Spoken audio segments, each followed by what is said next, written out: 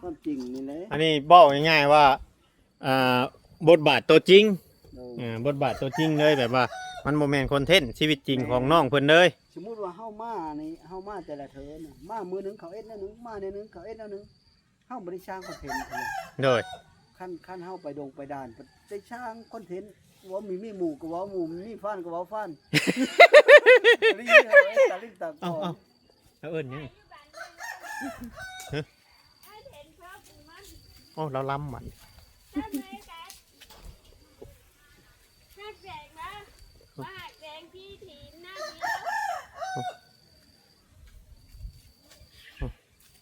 เอาดูกับหัวบัน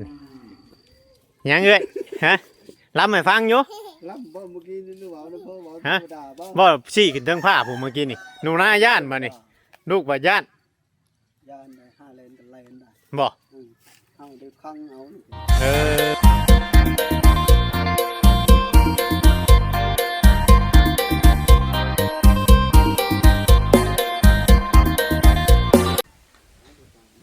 ทักทายสบายดีพี่น้องสบายดี FC สบายดีหมู่เพื่อนแม่ๆ FC เบิดสุขุสุคนเพียงเนาะ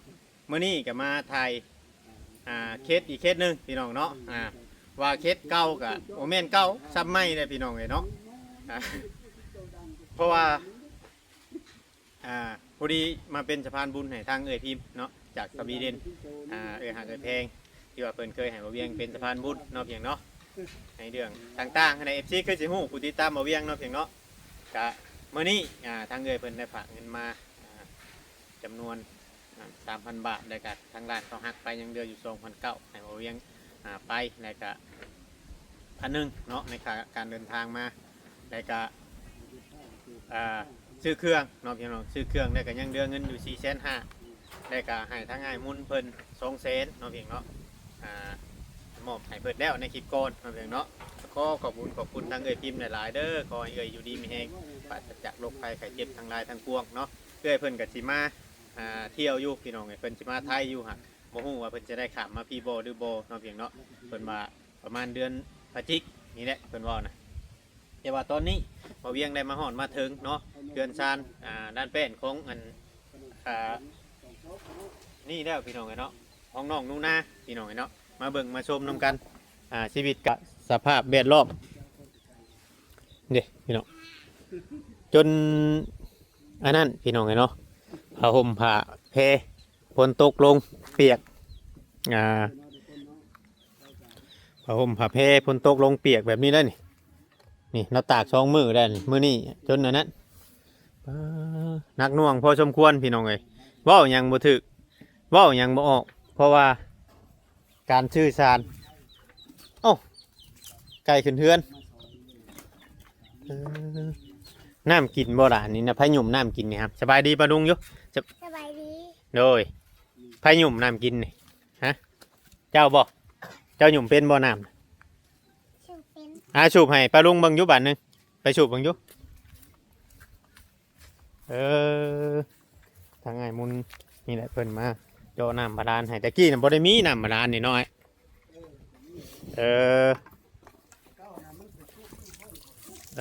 นี่เด้พี่น้องมอนเด้กอกเรานี่มอนแบบว่าบ่อนั้นใช้บ่อนนอนเจ้านอนแบบไรตอนคืนน่ะไปขึ้นไปนอนให้ปลาดุงเบิ่งอยู่ไปพาเบาไปเบิ่งใช้ทางขึ้นเจ้าน่ะฮะขึ้นนี่แหละว่านะใช่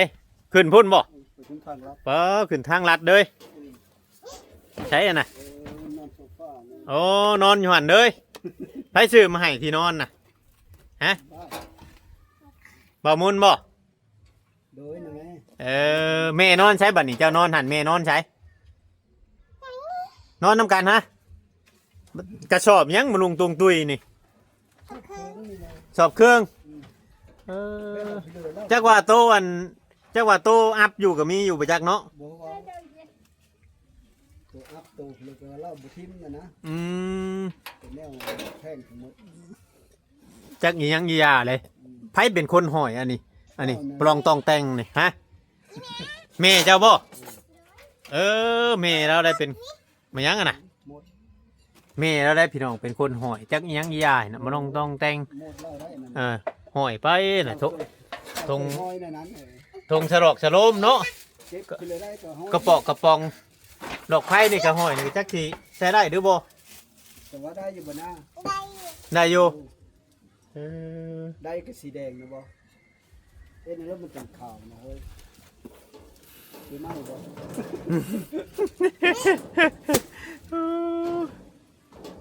มันแต่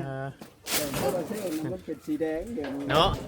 ไผจะไปใส่มองอันนี้น่ะเราบ่ฮะเราเก็บมาบ่แล้วมาหอยไว้เนาะ เราไปกระทบกระทั่งเนี่ยเราเห็นไปกระยาเราเก็บ ไงพี่น้องนี่ก็คืออันพวกมันขึ้นมา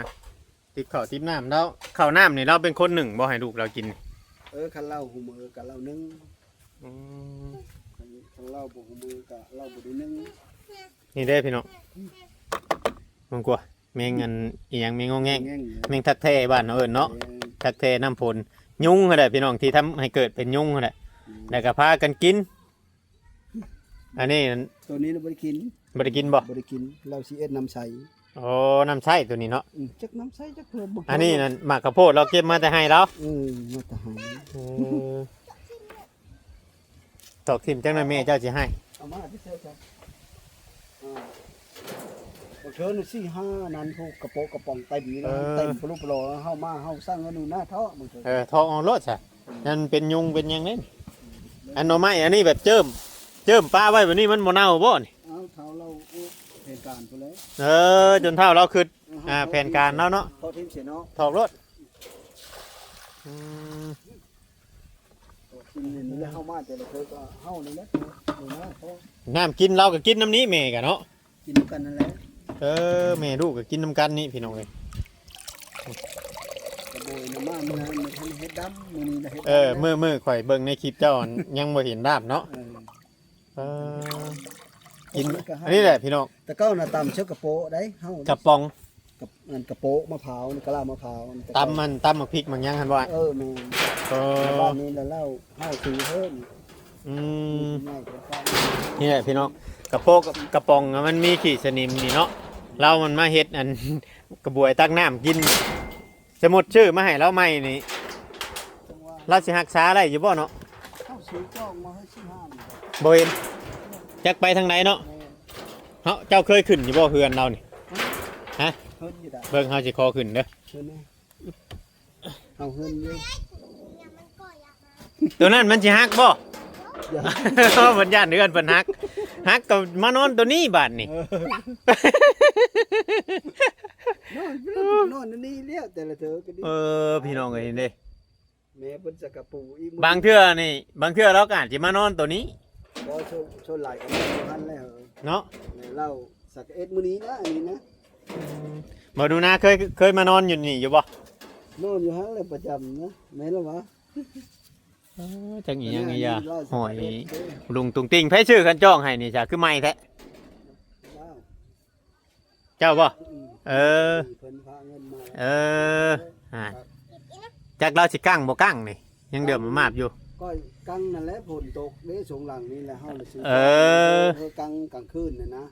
มันโหบ่มีบ่อนอยู่แล้วใส่กลางจ้องอันนี้ กระโลกกระดี่อันนี้ได้พี่น้องเอ้ย ซุ้มอยู่ละวันนะ จักสิว่าเข้าไปเนี่ยไรอันนี้ตะเกียบเมื่อกี้นี่เราอ่านอันนี้กินนี่เราอ่านเจี้ยนี่เรามานิบไปนี่คือเก่านี่ เราอ่าน กินมะพร้าวนี่เลย ปอมันแซ่บบ่ห่ำมันแซ่บแซ่บน้ำมันจักสิว่าเนี่ยไรพี่น้องเว้ายังบ่ถึกฮะมันบ่จักความสิเว้าเนาะเราก็บ่ได้ให้เฮาแบบสัมภาษณ์แบบเฮาถามหยังก็นั่นแค่ว่าถ่ายพิถีชีวิตถ่ายการเป็นอยู่ อันแนวนี้แล้วเฮาจังคิดว่าเป็นครอบมันเล่ามีเว้าน้ำนี่แหละ อืม น้องจังมีเยอะมาถ่ายมีเยอะมากอันนั้นนะเฮาคิดนะ อืม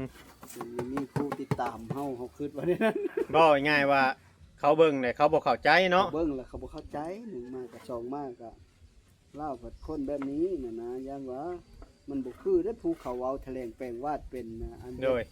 อย่าได้แน่นั้นแน่นี้ถามมาเลิกก็ได้ไปเลยอันนี้พัดเล่าบ่สนนะ อืม ใส่แต่มีหน้านี่แหละเฮาก็อาศัยแต่ความสงสารนี่แหละเฮาก็อาศัยแต่เฮาตนความจริงนี่แหละ อันนี้บอกง่ายๆว่าอ่าบทบาทตัวจริง โดย บทบาทตัวจริงเลยแบบว่ามันโมเมนต์คอนเทนต์ชีวิตจริงของน้องเพิ่นเลย สมมุติว่าเฮามานี่เฮามาแต่ละเทินน่ะมามือหนึงเขาเอ็ดแนวหนึงมาแนวหนึงเขาเอ็ดแนวหนึงเฮาบ่ได้สร้างคอนเทนต์เลย โดย ขั้นเฮาไปดงไปด่านได้สร้างคอนเทนต์ว่ามีหมู่ก็เว่าหมู่มีฟ้านก็เว่าฟ้านรีเฮาเอ็ดตาลิ้นตาคอ แล้วเอิ้นยังโอ้เราล้ำมัน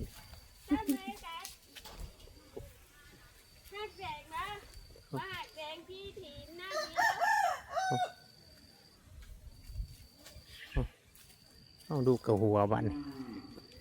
ยังเอ้ยฮะล้ำให้ฟังอยู่ ลำบ่เมื่อกี้นี่นึกว่าเพิ่นเว้าธร ฮะ รมดาบ่ บ่ซี่ขึ้นเทิงผ้าผมเมื่อกี้นี่หนูหน้าย่านมานี่ลูกว่าย่าน ยานได้5เลนกันเลนได้ บ่ เฮาได้คังเอานี่ เอ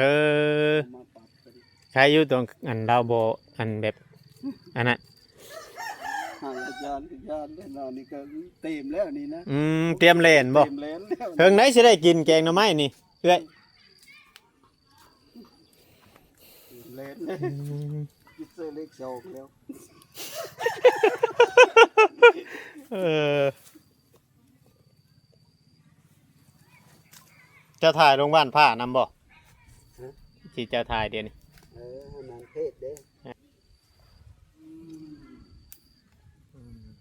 ที่เดินน่ะ เว้ากันเจอด้วยคันสิได้กินอยู่บ่แค่มาเช้าเฮิรนแล้วมื้อนี้ได้2คน เออ แกงหน่อไม้มันสิสุกหรือบ่สุกนี่นะเอาบ่งนี่ได้3ชั่วโมงแล้ว เออเนาะแบบนี้บ่หำแต่ละเทื่อกันห แบบนี้เลย ำเอ เช้า อ เฮิรนได้หน้าตัวเฮ็ดข้างแหน่ได้ดังไฟนึงเขาได้แค่มาเช้าเฮิรนมาตะไกตะบ้านโคกพู มาไกลได้ไอ้มาไกลได้มื้อนี่ แม่นเลยผมมาขี้หลังอยู่บ้านนี่ ย่านแม่ได้แม่ดำเมื่อกี้นี่แม่ห้องเพลงเมื่อกี้นี่เราเลยญาติ หากยังดีแต่ว่าแบบว่าเวลาเราเอาลูกเอาเต้าไปนำขึ้นป่าขึ้นดงเราบ่ถิ่มลูกเนาะ บ่ทิ้งนะ เออ แค่เช้าเฮิรนไปดู ดีแห้งพี่น้อง สุกินเฮ็ดชูบ้าว เฮ็ดแกงหน่อไม้สู่เอาเวียงกินบ่ เองมาแต่เซโน โอ้ย บ้าน ชมว่ามาทางป่าอยู่เด้เนาะสิได้กินแกงหน่อไม้ฝีมือไอ้คันนี่ป้า เฮ็ดแซ่บๆเด้อ ป้าเด้อหน่อไม้นี่ไผไปหานี่คือว่าเอาน้ำนี่บ่เอาน้ำกอใกล้ๆนี่บ่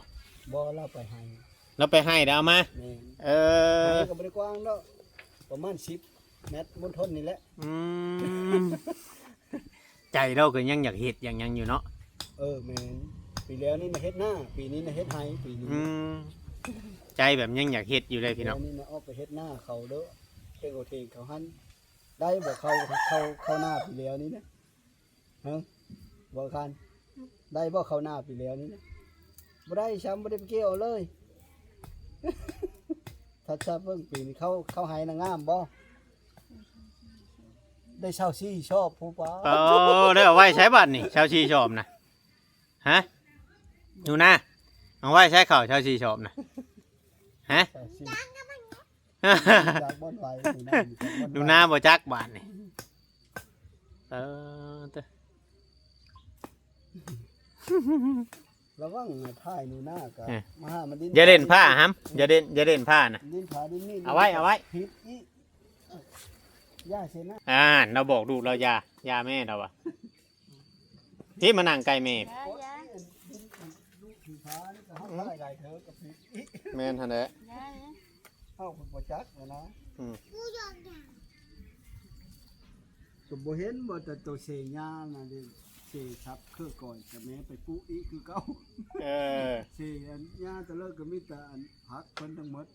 เนาะ จับคือก่อยคือเม่นก็บ่ได้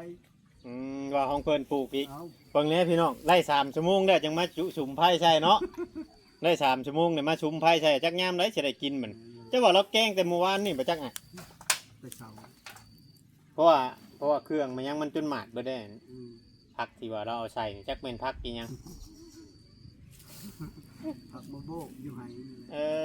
อ มันมีอยู่มาโบก เนาะจักสิว่าแนวใดพี่น้องเอ้ยยันเขาเจ้าแบบว่าอันเงินค้ำมันยังบ่มีบ่ได้ปัวอะไรหยังเนาะ เข้าผ้าไปโปน้ำหมอเป้าเธอนี่ บอก แม่ เพิ่นว่า ใหญ่ เพิ่น ใจดี เพิ่นว่าแนวใดก็ เพิ่นว่ากำเริบโลง กำเนิดดวง เป็นกำเริบนะ อืม แปลว่ามันเป็นถึงบ้านแล้วล่ะมันเซ้ยไป โดย มันเอาบ่ได้แล้ว เพิ่นว่าติ นี่ แบบหมอแบบในห้องหมอลงหยังนี่เด้ ไปแล้วล่ะเล่าหูจักมันแล้วบ้านนี้นะลูกมันเป็นบ้านนี้นะ โอ้น้อยนี่ พ่อลูกผู้ใหญ่นะ เออ เป็นเจ็บองค์มือบ่หรือนิ้วมือนี่แหละเป็นคำมันมาเจ็บให้ห้องกว่าให้แม่นี่เลยพามาสิแล้วไม่ได้ไปเป้าไปโกน อยู่บ้านได้บ่อนไปปวน มันหาสมุน โอ้ พระมนากุจารไปนี่นะ อืม สัตว์อันกำเริดกำลังสักได้สามประหัตบริเวณเลิศนี่แหละ อืม ยกไปอยู่สามทิศไปอยู่หันนะ ตามที่เจ้าเคยมาเลาะบ้านนี่ทั่วนี่แบบตามที่ว่าชุดกูหมู่บ่เพื่อนเรานี่ แม่น ชุดเลยเนาะ หมดเมืองอัศพร อืม เหมือนเมืองอัศพรก็มีเล่านี้นะ นักกูหมู่เนาะ แม่นหน้ากับบ่มีหน้ากับบ่มี อยู่ไปแบบนี้ อยู่ไปแบบนี้ แต่ว่าตอนนี้ลูกเต้าผู้ใหญ่ผู้ยังนั่นไปทางอื่นไปแล้ว ก็ไปซะมีจักไปหมดแล้ว อืมมีแต่เราอยู่สองคนนี้ นี่ อืม มากกับบริสุทธิ์ครบจะเธอน่ะนะ แต่คิดว่าน้าเอาไฟเราลุกแล้วเฮ้ยบัดนี่ เออ ปลาเราสีได้กินได้วบัดนี่เออ ไอ้สิได้กินแล้ว คำว่าอันคือว่า แค่เศร้า แบบมัน แอสเปดนี่ย้อนว่าถึกตัวซึ่งผู้นั้นนี่เนาะ คำคือว่าอันแบบเป็นโรคแอสเปดนี่ บ่ล่ะมีได้เฮ็ดดอกฟังนี้ ยันคือจะเว้านี่เนาะยันเป็นคนเห็ดคนลองหรือว่าเป็นผี เป็ เป็น น อันนั้น กำเนิด เฮาแก้บ่ถึกคอบ่ง่ายๆใช่พี่น้องเอ้ยเฮาแก้บ่ถึกคอปัวบ่ถึกหม่อง ขั้นเว้าตามขั้นเว้าง่ายๆเนาะตาม เด้อ ตามหมอเพิ่นเว้าว่าของโพเล่า เฮ็ดนี่บ่ เออ โอ้ ของโพเล่า อืมแบบกินอยู่นี่แต่ละมื้อนี่มันสิมีแบบชุกคักแน่พดโอเอะคือเฮากินอยู่บ่เนาะ จังหวะนี้เลย เจ้ายังบ่เคยเห็นมาแบบพ่อตอนกินข้าวบ่ เฮามายามเลิกกับเฮ็ดนั่นแหละเฮาก็เอามาเฮากินเถอะก่อนแต่ว่า บ่ได้แบบตอนเราเฮ็ดอันแนวเราเฮ็ดกินนี่นะของเราเฮ็ดเองนี่นะ โคตรอกๆมันบ่ เออ บ่เห็นจะคือโคตรอก เออ ๆมายามเลิกก็นั่นสุกเนี่ยนี่แหละเฮาซื้ออื่นมาเฮากินเสียแล้วก็แล้ว อืมจูพื้นจูไผ่ใช่แบบนี้เด้มันจัง คัน สิบ บ่ นั่นน่ะ ก็แบบเฮาเฮ็ดเองเฮาละเฮือหนูหน้าแท้ทีน่ะเฮาดังไฟไปเลยก็เฮือหนูหน้าไปดังน้ำหลังน่ะนะ อืม เฮือหนูหน้าไปดังน้ำหลังแล้วก็บ่ถ่ายหลายก็ได้เฮาถ่ายเตือนละคลิปก็ได้มัน อืม ถ่ายหลายๆลงหลายๆมื้อนึง2-3คลิปก็บ่ได้แน่แล้ว อ๋อลูกบึนๆแต่ใกล้จะได้กินแล้วปลาไอ้คันนี่มันสิไหม้หัวมันนะฮะ ปิ้งปลาฮะเริ่มมีอายหมอขึ้นมาแล้วบัดนี้แกงหน้ำไม้ตั้งแต่8 โมงเช้าจักอันนี้บ่าย2เนี่ยเดี๋ยวนี้บ่าย2เลยอ๋อตะเพิ่งเคยเห็นพี่น้องเลย สิได้กินอยู่บ่แค่เช้าเฮิน เนาะบ่เวียงอยากกินข้าวได้เลยคันเฮ็ดได้บัดนี้ บ่เว้งได้กินข้าวแล้ว เฮาอยากกินข้าวเลย แกงปลายังมีชุกอะไรแกงกันปลายังมีชุก ปิ้งปลาก็ยังบ่ชุกว่าสิปั่นกันกับไอ้มุนคนน่ะโตนี่สิให้กินน้ำอยู่บ่นึ่งหลายอยู่บ่ข้าวมื้อนี้น่ะ นี่ ฮะ เอาก็บ่ได้เอาเข้ามาซ้ำ ข่อยบ่ได้เอาข้าวมาซ้ำเดินทางมาไกลข่อยคิดว่ามันอยู่ใกล้คิดว่าอยู่แถวใกล้ๆโรงเรียนมันยังนี่นะ ลูกกดเยอะ สัญญาณบ่ค่อยอยากดีเนาะ แม่ สัญญาณเราบ่ค่อยอยากดีเป็นไดพี่น้องมันบ่มีการชื่อชาญบ่มีการโต้ตอบสัญญาณบ่ค่อยดีพี่น้องเอ้ยคำผู้ใดเว้าง่ายๆคำบ่มีไอ้มุนนี่ อืม บ่เวียงบ่กล้าเข้ามาเด้นี่เตรียมตัวเล่นคือไอ้มุนเว้านี่แหละ แม่ ผู้ใดบ่ฮู้จักเนาะ แม่น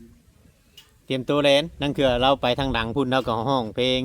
เว้าไปผู้เดียวเรานะพี่น้องลูกเราขนาดลูกเรานูนากินนี่ก็ยังอยากเล่นโป๊บเลยเนาะนูนา บางเธอเรากับปีบขึ้นมากับกับขอนกับผลึกฟาดนั้นฟาดนี่กับ ดื่มตึมต่ำบ่ แล้วเราก็ไหลไปน้ำนั้นก็ไปเลย อืม คนแถวบ้านนี่ก็แตะเราเลย หน้า มี โคตรเชื่อเลยว่า มีช็อตนั่นอีกเนาะ อืม มีชุดนั้นก็เจ้าคนไปโยกพยาได้เจ้าบุคคลได้ปล่อยฟาดของ เลย เขา เอาพี่น้องเลยเนาะบ่ายโชงเดี๋ยวสิลงคลิปให้ FC เพิ่นเบิ่งก่อนจะคลิปเดี๋ยวสิออกไปนอกพุ่นได้จังสิได้อันลงเพราะว่าเฮามาถ่ายคลิปมาไกลอะนะพี่น้องก็เลยถ่ายหลายคลิปนี่วิถีชีวิตแกงหน่อไม้หม้อเก่าปิ่งปลายังอยู่หม้อเก่าแต่ว่าไผเราลุกแล้วบัดนี้น่ะเนี่ยอะไรก็คือสิได้กินอยู่รอกบัดนี้คือสิชุกอยู่รอกบัดนี้เครื่องเราเบิดแอบอยู่มันยามมันตากไปน้ำมันน่ะเนาะ นี่แหละชาตินักละชาติเอง เอ้าเราก็ยังสานเป็นฮอดสานเนาะ ละชาติเองเลยชาติ และอันนั้นแหละเขาไปนำหาทีเดียวนี่นะ เราไปสานชาติอยู่ป่ะ เราไปเอาชาติอันนี้ ไปเอาเตย ไปเอาเตยนี่ ไปเอาเตยมาสานเนาะ ไปเอาเตยมาชาติชาตินะ อืม ไปนำมาชิบไปมือนี่นะ เห็ดเป็นเบิดพี่น้องไงเนาะ เป็น หากลูกนี่บ่ง่ายๆถ้าบ่มีชุมเฮานี่สินอนอยู่แต่ตอนคืนเนาะตอนเว้นน่ะสิไปหาเด่นหาหยังแบบอยากย่านนี่เด้อยากย่านแม่นี่อยากเฮ็ดได้มันหลีกเลี่ยงบ่ได้หั่นแหละแม่กับลูกว่าเราบ่ได้ถิ่มได้ใช่ไปใช้เราก็บ่ได้ปะ ปิดคลิปก่อนเฮาก็ดี อืม ถ่ายตะตาหก โดย ปิดเลยตะประเด็น เอาจบเอาพี่น้องเดี๋ยวอันสิจบคลิปให้ FC เบิ่งเดี๋ยวจังอันนั้นเพราะว่าทางน้องนูนากับเพิ่นยังบ่ดึงกับบ่เวียงเด้พี่น้องการถ่ายคลิปแล้วก็ยังบ่ค่อยเข้าที่เข้าทางปานใดต่อไปก็จังใดก็เบิ่งชมไปนำกันเนี่ยพี่น้องเฮาเห็นน่ะก็ถือว่านักแฮงแล้วก็สิได้พา FC หรือว่าพาพ่อแม่พี่น้องมาเบิ่งมาชมถือว่านักหน่วงพอสมควรพี่น้องเอ้ยในการใช้ชีวิตหรือว่าในการดำรงชีวิตในเขตนี้พี่น้องจังใดก็เบิ่งชมไปนำกันพี่น้องสบายดีพี่น้อง FC เนาะ